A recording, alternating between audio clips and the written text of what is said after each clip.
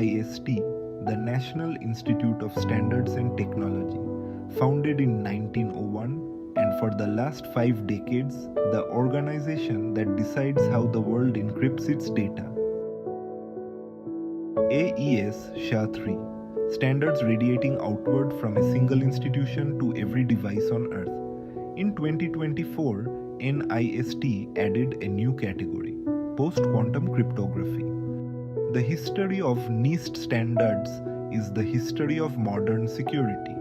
DES in 1977, AES in 2001, SHA-3 in 2012.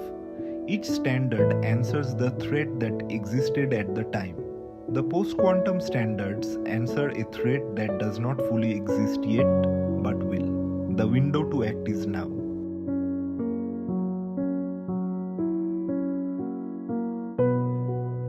Today, public key cryptography secures every TLS handshake, every VPN tunnel, every encrypted message you send. Bob holds the private key. Only Bob can open the channel. RSA 2048, classically secure, against a quantum computer running Shor's algorithm, broken in polynomial time. The same algorithm that made RSA and elliptic-curve cryptography obsolete. Today, adversaries intercept and store encrypted traffic at scale. When a sufficiently powerful quantum computer arrives around 2031 to 2035 by current estimates, that archived data is decrypted retroactively. This is called harvest now, decrypt later. In 2016, NIST launched a global competition. 82 candidate algorithms from research groups across 30 countries. 6 years of public cryptanalysis. Submissions were broken, merged, refined. In 2022, 4 finalists emerged. In 2024, the standards were published, from 82 proposals to 4 documents. CISA has set migration deadlines. Federal Systems 2030, Critical Infrastructure phased through 2035. These are not recommendations, they are compliance requirements. The window to migrate is open. If your systems rely on RSA or ECDH today, the work needs to start now.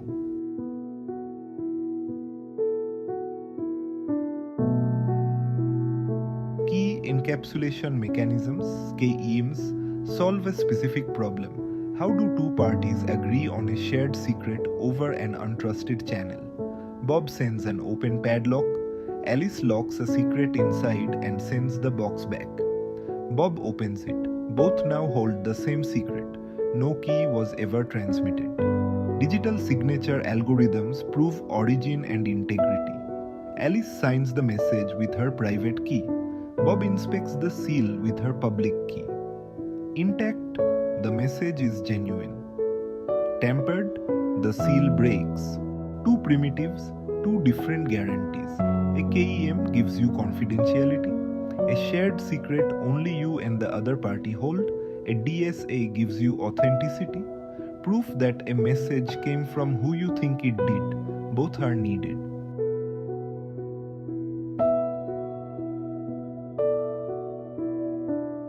The NIST PQC standards form 2 branches. Under key encapsulation, ML-KEM, the primary standard, and HQC, selected in 2025 as a code-based backup. Under signatures, ML-DSA for general use, SLH-DSA as the hash-based conservative option, and FN-DSA, Falcon, for bandwidth-constrained deployments. 5 standards.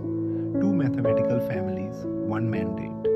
Each standard maps to a published FIPS document, FIPS 203, ML-KEM, FIPS 204, ML-DSA, FIPS 205, SLH-DSA, FIPS 206, FN-DSA. HQC is under draft review. 1 document is still missing.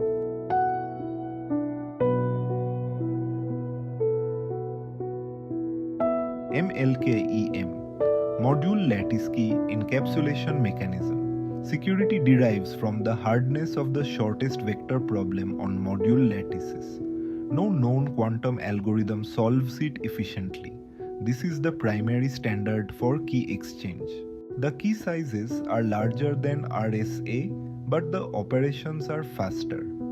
ML-KEM 768, targeting 128-bit post-quantum security, uses a 1184-byte public key versus RSA 2048's 256 bytes. ML-KEM is already in production. Cloudflare, Google, and Signal have deployed it in TLS and messaging protocols. HTTPS VPNs, secure messaging, ML-KEM is the default answer for all of them. HQC, Hamming quasi-cyclic. Security comes from a different family, decoding random linear codes in the presence of noise. A message is sent across a noisy channel. The receiver uses a parity check matrix to recover it. The hardness is in the decoding. Why standardize HQC alongside ML-KEM? Diversity of assumptions. If a new attack breaks lattice problems, ML-KEM falls. HQC survives. One backup. Different mathematics.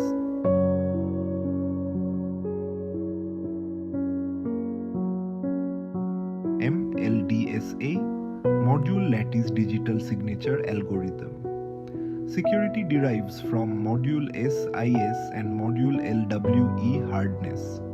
A message is combined with a secret vector and noise, producing a compressed signature that can be verified with the public key. ML-DSA signatures are substantially larger than EC-DSA, that is the cost of quantum resistance, 2420 bytes versus 64 bytes. In PKI, every certificate in a chain carries a signature. Migrating to ML-DSA means every intermediate and identity certificate grows in size. Bandwidth and storage budgets need to account for this.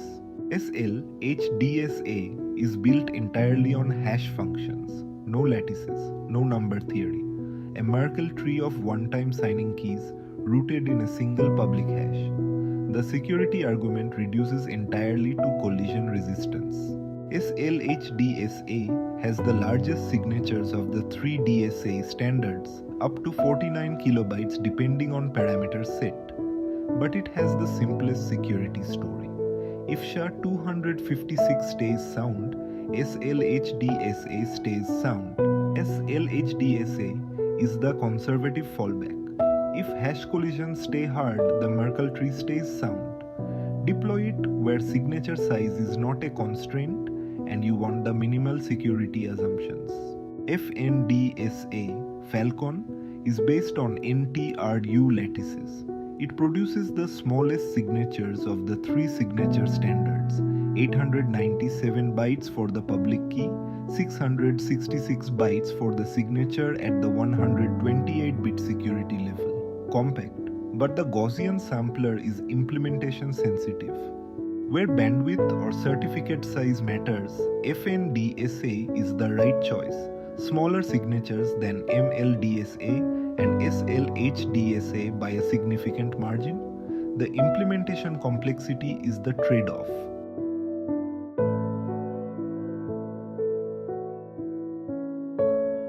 Open Quantum Safe liboqs is the reference implementation for the NIST PQC standards, open source under Apache 2.0, written in C with bindings for Python, Rust, Go, and Java. The Open Quantum Safe project maintains a family of repositories at github.com/open-quantum-safe liboqs, the core C library. OQS-provider, the OpenSSL integration, and language bindings for every major ecosystem. Using the liboqs Python bindings, ML-KEM reduces to 3 operations. Import the KEM class. Instantiate it with your chosen parameter set, ML-KEM 768 here. Call generate keys to produce a public and private key pair. Call Encap with the public key. You receive a ciphertext and a shared secret. Call decap on the ciphertext with the private key. you recover the same shared secret. 3 calls. ML-DSA follows the same pattern. Import the signature class. Instantiate with ML-DSA 65. Call generate keys, a signing key and a verification key. Call sign with the message and the signing key. You receive the signature bytes. Call verify with the message, the signature and the verification key. If the signature is valid, true. If not, an exception. 3 calls. Everything shown here is available today. No quantum computer required. Just pip install liboqs.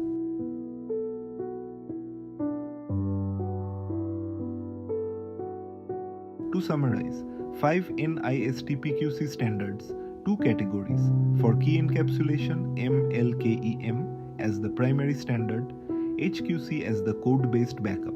For signatures, ML-DSA for general deployments, FN-DSA where signature compactness matters, SLH-DSA where you want the most conservative security assumptions. All 5 are implemented in liboqs. All 5 are available now. The post-quantum era is not coming.